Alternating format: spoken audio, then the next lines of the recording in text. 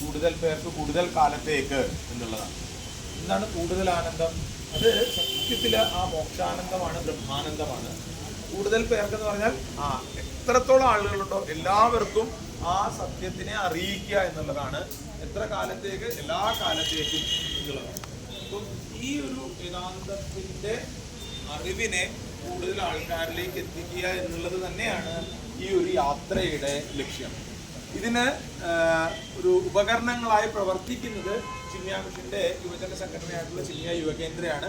യുവകേന്ദ്രത്തിന്റെ അംഗങ്ങളാണ് ഈ യാത്രയുടെ ഭാഗമായിട്ട് 295 ദിവസം യാത്ര ചെയ്യുന്നത്. അതായത് ഇതില് പഠിക്കുന്ന അതല്ലെങ്കിൽ ജോലി ചെയ്യുന്നതായിട്ടുള്ള കുട്ടികൾ ഒരു വർഷം അതിൻ്റെ അകത്ത് നിന്ന് ഒരു ബ്രേക്ക് എടുത്തതിന് ശേഷം ഈ യാത്രയുമായിട്ട് പൂജ്യ ഗുരുദേവന്റെ പാദുകവും വഹിച്ചുകൊണ്ട് ഭാരതം മുഴുവൻ, ഭാരതത്തിലെ എല്ലാ സംസ്ഥാനങ്ങളും മാത്രമല്ല, ഇതിന് ശേഷം ശ്രീലങ്കയിലും അതേപോലെ തന്നെ നേപ്പാളിലും ഈ യാത്ര പോകുന്നുണ്ടായിരിക്കും.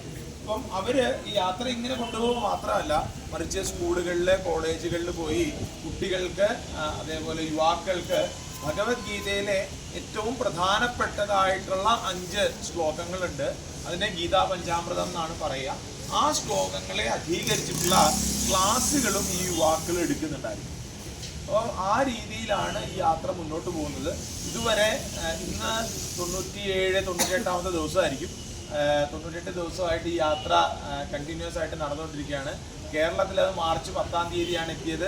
തിരുവനന്തപുരം കഴിയുമ്പോൾ ഏപ്രിൽ 12-ാം തീയതി അത് കേരളത്തിൽ നിന്ന് തമിഴ്നാട്ടിലേക്ക് പോവുകയും ചെയ്തു. ഈ 98 ദിവസങ്ങളിലായി ഏകദേശം 35,000-ഓളം ആളുകളുമായി അല്ലെങ്കിൽ യുവജനങ്ങളുമായി, പ്രധാനമായിട്ട് സ്കൂൾ കോളേജ് വഴി യുവജനങ്ങളുമായിട്ട് നേരിട്ട് ഭഗവത്ഗീതയുടെ സന്ദേശത്തിനെ ഇവർ ഓൾറെഡി കമ്മ്യൂണിക്കേറ്റ് ചെയ്യുന്നുണ്ട്. അവർക്ക് അതിനായിട്ടുള്ള ക്ലാസ്സുകൾ എടുത്തിട്ടുണ്ട്. അതല്ലാതെ ധാരാളം പൊതുപരിപാടികൾ ഇതുമായി ബന്ധപ്പെട്ട് നടക്കുന്നുണ്ട്.